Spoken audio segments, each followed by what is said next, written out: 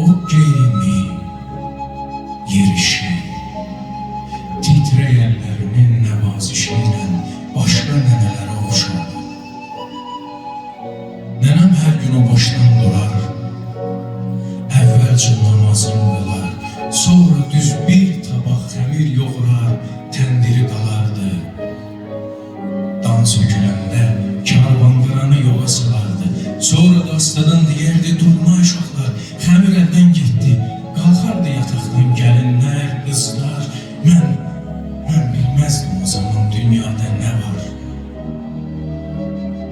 Hər səhər yuxudan durub, otağın başucunda cərgə-cərgə düzülmüş, üstü naxışlı fətirlər görərdim. Bir də təndirin qırağında qaynayan çaydanı. Mən belə görmüşdüm dünyanı. Bir gün evimizdə hamıdan qabaq duran,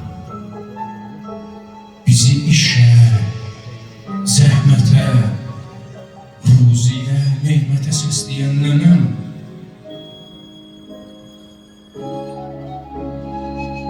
evimizdə hamıdan qabaq getdi bu dünyadan. Nənəm öldü.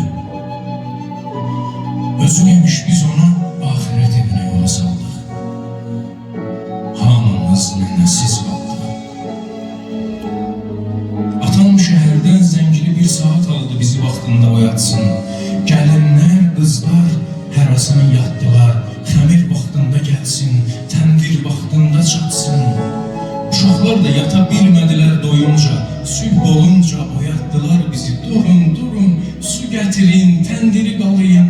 Hamı deyirdi bir-birinə, ancaq nənənin yeri görünürdü yenə. Güneş qalxır, atam öküzləri uçurdu. Ancaq hələ nə çay qaynayır, nə də fətir bişirdi. Elə bil nənəmlə getmişdi evimizin nizamı, qaydası, nə gəlinlərin harayı, nə saatın sədası sakit yerişdi, ağır tərpənişli nənəmin yerini vermirdi. Niyə? Kimsə bu sirri bilmirdi. Ne deyim? Bir zaman